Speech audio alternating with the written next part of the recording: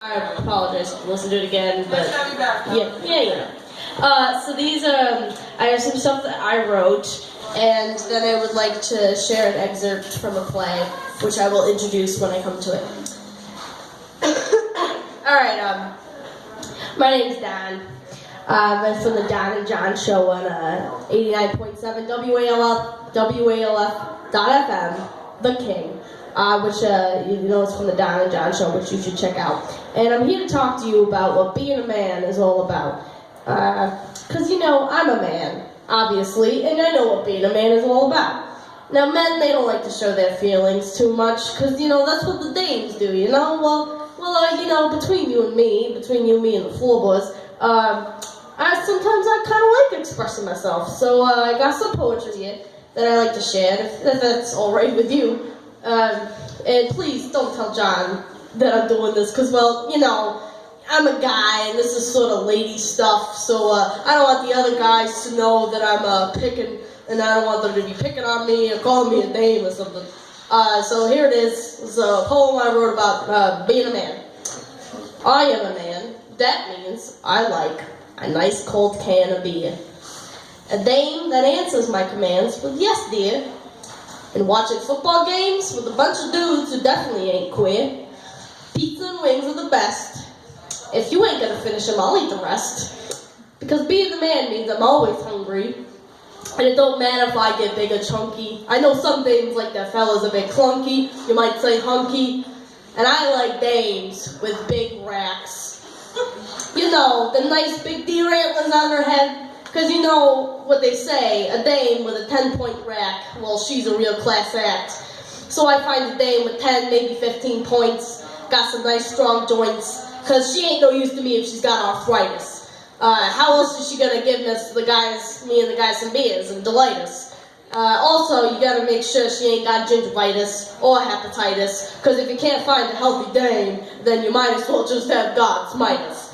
Now, God, there's a guy I could have a beer with. God and the President of the United States. Any of them. I don't give a damn about approval rates. Whether you're sitting in the White House or heaven. I don't care. I don't want to have just one beer with you. I want to have 7. Because being God or the President, well, that's the most that you could ever achieve. And it'll always be dudes. Because, them dames, they're just too naive. My old lady, she doesn't know what shoes to wear. She doesn't know what purse to buy. So I just say, hey, get up those stairs, get back in the panic room. It's not all doom and gloom. All the other 42 dames in there, they got plenty to do. Now I know what you're thinking. That panic room's got to be stinking. But sometimes the dames gotta go away, because I say, hey, read this thing I wrote. And she says, this lady stuff, Don. Why don't you just drink a beer and turn the TV on? And I say, yeah, you're right. But maybe you should stay in the panic room tonight. Now, I'm just gonna throw that down the floor. So this is my little humorous thing, but there are some undertones to that, and about like relationships and stuff that kind of segue into this thing I wrote, which is a lot more serious. There's something that I feel like people need to be more aware of. This is a very possible thing to be happening, and I wrote this as well. To abuse is to misuse, take advantage of, exploit. The abuser puts you down because you're not adroit. Abuse is an improper use. It's violent, mistreatment, molestation, things that keep an abused person silent.